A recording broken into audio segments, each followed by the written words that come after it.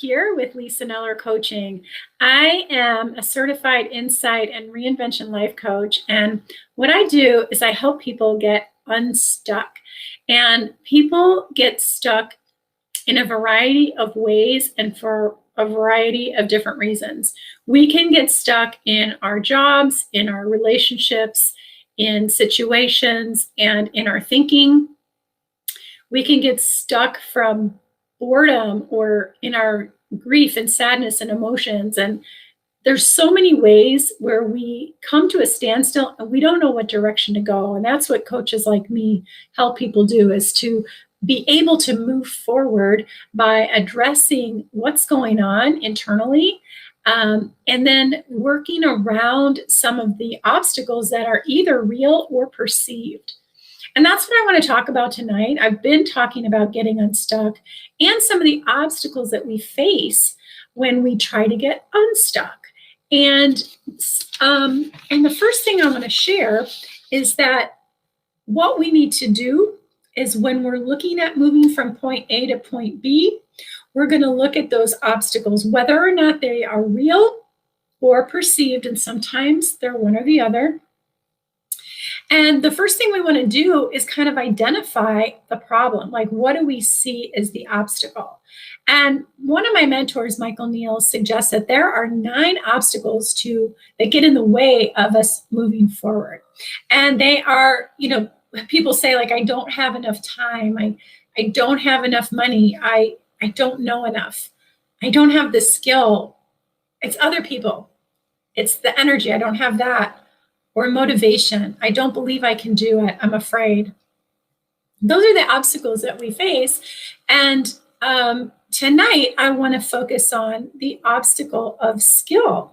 The idea that, well, I just don't have the skill to do something like that.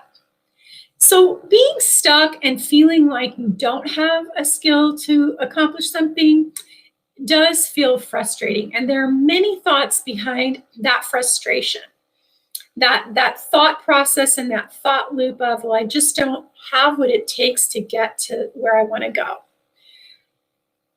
And there's a solution for that, and that is to work on it. I'm just going to give you an example. Some people will say something like, I really suck at that, or I'm not good at that, or I've never done that before, or I could never do that. And those are thoughts. They're not necessarily reality. So the key is to make a decision as to what you want to do and how you're going to get there. And how you're going to get there may include obtaining some knowledge and obtaining some skill. Between knowledge and skill is application. So it's really learning how to do something and doing it over and over and over and over again until you don't even have to think about it.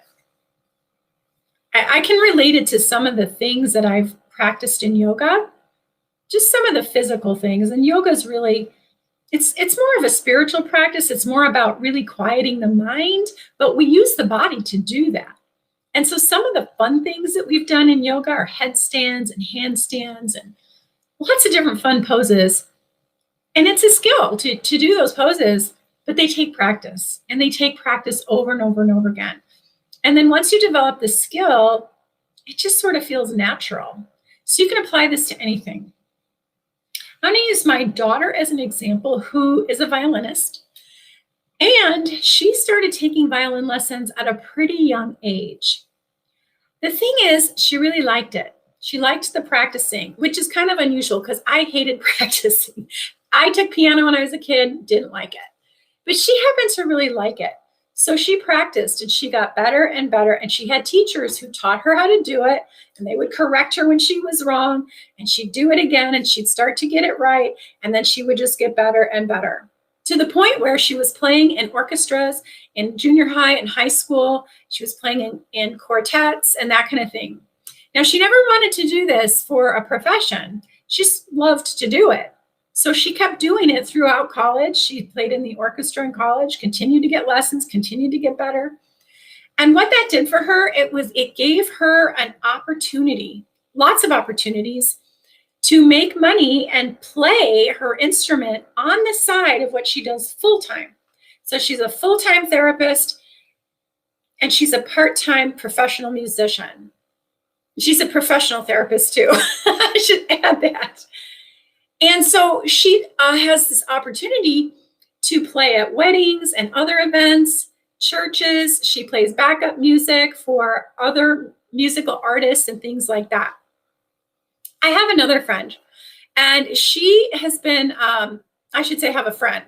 I've been friends with her for like 25 years, and I knew her way back when, before she started her current business. And she got interested in social media as a way to build a direct sales business. She started out before Twitter, before Facebook, before all the big hoopla, right?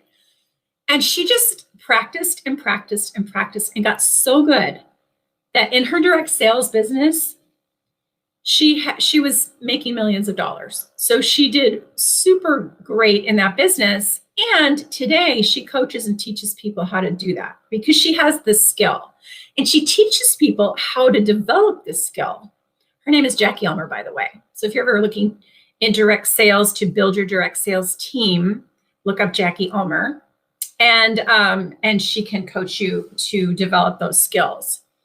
One other quick story. I heard a story of a man whose 9-year-old son came to him and he said, "Dad, I want to quit baseball. I don't want to do it anymore." And his dad said, "Why?"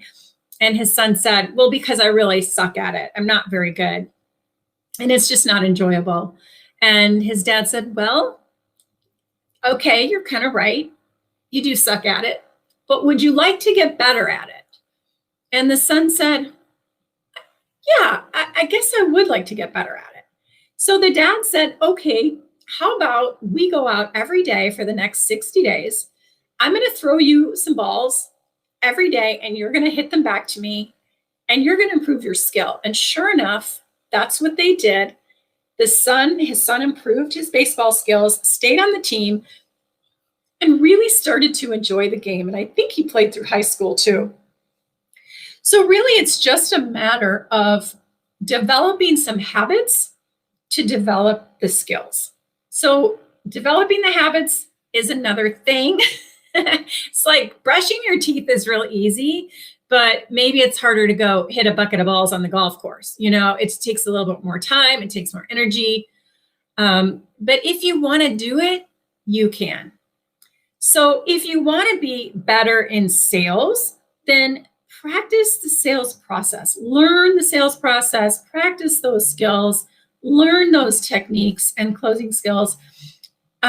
If you want to be an artist, draw more, paint more, sculpt more, do it more, and just keep creating. My son is creating some comedic shorts and he's getting better and better at it. It's so fun to watch.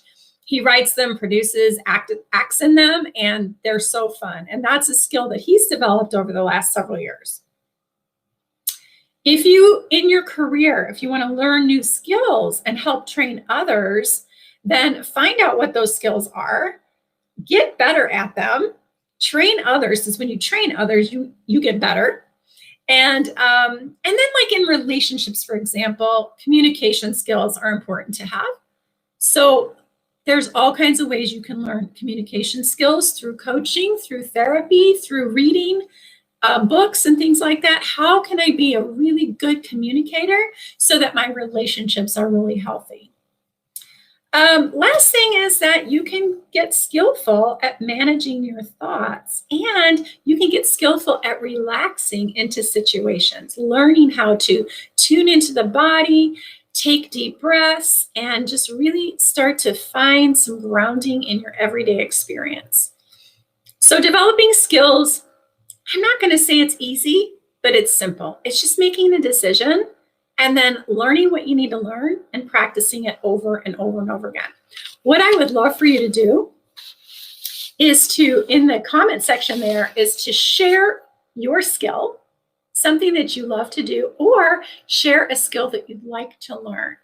And if you're ever feeling really stuck and you want to move from where you are to a better place, then find me on Facebook at Lisa Neller, lisa.neller, and just message me and reach out. I'd love to have a conversation with you. It's a gift conversation. And just let me know how I can help you. So thanks for joining me tonight. I hope this was helpful, and I hope you have a fabulous night.